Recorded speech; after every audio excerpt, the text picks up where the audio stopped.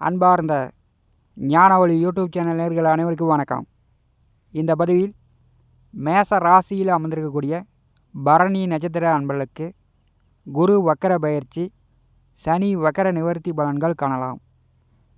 2024 வருடம் குரோதி வருஷம் புரட்டாசி மாதம் 29ஆம் தேதி ரிஷபராசியில் மிருகசிரீச நட்சத்திரம் 2ஆம் பாதத்திலிருந்து குருபகவான் வக்கரகதியில் பின்னோக்கி வருகிறார். 2024 வருடம் குரோதி வருஷம் ஐப்பசி மாதம் 18ஆம் தேதி கும்பராசியில் சதய நட்சத்திரத்திலிருந்து சனி பகவான் வக்கர நிவர்த்தி அடைந்து நேர்கதியில் முன்னோக்கி வருகிறார். குரு வக்கர பயிற்சியும் சனி வக்கர நிவர்த்தியும் பரணி நட்சத்திர அன்பர்களுக்கு எந்த மாதிரியான பலாபலன்களை கொடுக்கும் என்பதை இந்த பதிவில் காணலாம். நம்முடைய ஞானவழி யூடியூப் சேனலை பார்த்து கொண்டிருக்கக்கூடிய அன்பர்கள், இதுவரை சப்ஸ்கிரைப் செய்த அன்பர்கள் மறக்காமல் நம்முடைய சேனலை சப்ஸ்கிரைப் செய்து கூட இருக்கின்ற ஆல் பட்டன் அழுத்திங்க. நன்றி. கோச்சாரத்திலே ஒரு ராசிக்கு நற்பலன்களை கொடுக்க வேண்டுமென்றால், அதிக பண வரத்து இருக்க வேண்டுமென்றால், குடும்பத்தில் சுபகாரியங்கள் நடக்க வேண்டுமென்றால், கோச்சாரத்திலே ராசிக்கு 2, 5, 7, 9, 11ஆம் வீடுகளில் குருபகவான் வரும்போது எல்லா நல்ல காரியங்களும் நடக்கும்.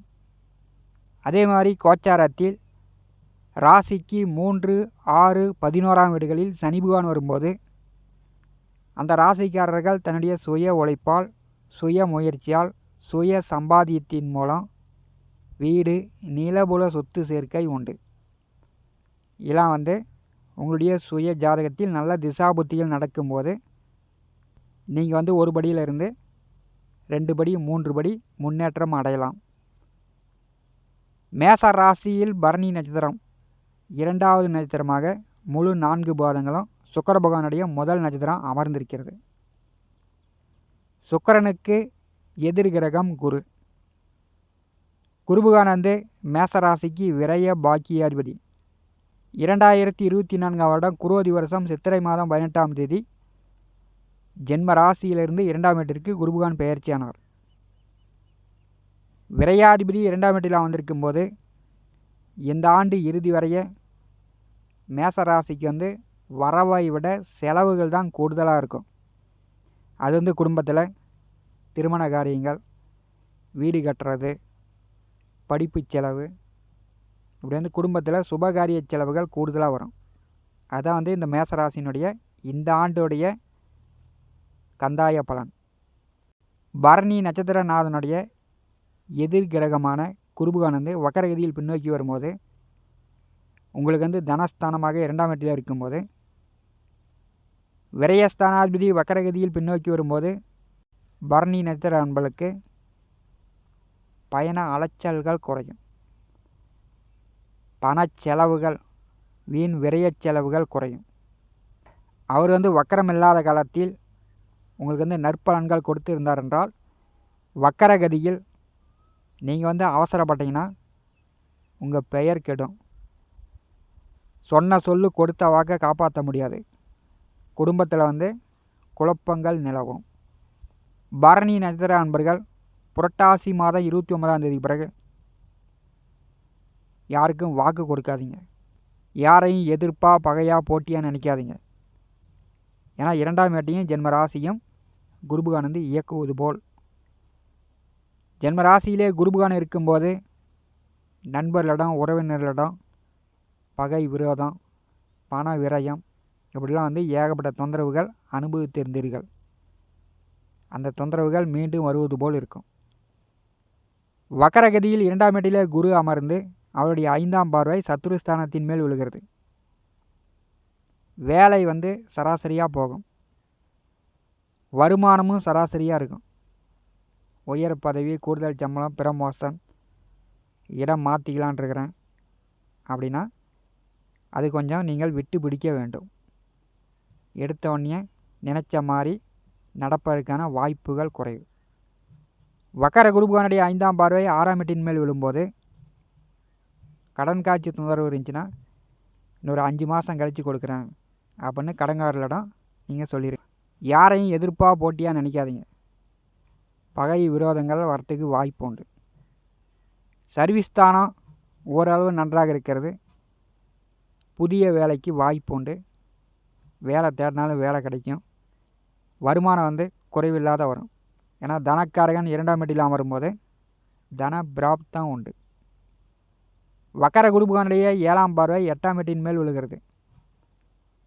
பரணி நட்சத்திர அன்பர்கள் அஷ்டமத்தை வக்கர குருபகன் பார்வை செய்யும்போது உடல் ஆரோக்கியத்தில் கவனம் எடுத்துக்கொள்ள வேண்டும். இந்த கால நேரத்தில் யாருக்கும் பணம் கடனாகவோ உதவியாகவோ பணம் கொடுக்காமல் இருப்பது நல்லது. பணம் கொடுத்தீங்கன்னா மறுபடி திரும்ப வருவது கடினம். 8ஆம் வீட்டை குருபகவான் பார்வை செய்யும்போது அசிங்க அகுமானம் வரத்துக்கு வாய்ப்புகள் உண்டு. வக்கர குருபகவானுடைய 9ஆம் பார்வை தொழில் ஜீவன கர்மஸ்தானத்தின் மேல் விழுகிறது. அது குருபகவானுக்கு நேச வீடு.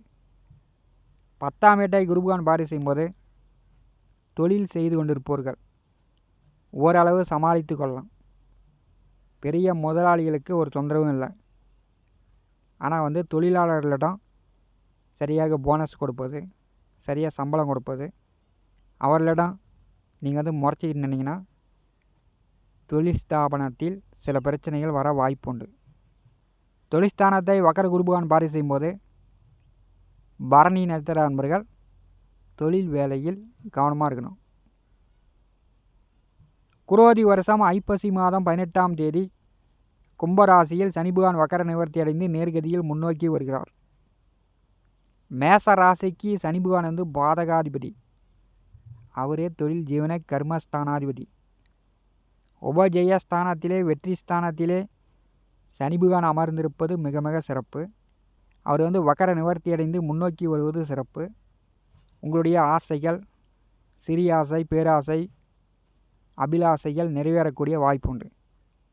ஆனால் நீங்கள் பெரிய அளவு போட்டி பந்தயம், ரேஸு, இன்டர்நெட்டில் சூதாடுறது, மின்னலாக பிடிக்கிறேன், இடியாக பிடிக்கிறேன், கோடி கோடியாக பணம் வரும் அப்படின்னு பேராசைப்பட்டீங்கன்னா பெரிய நஷ்டத்தில் கொண்டு போய் விட்டுருவார்.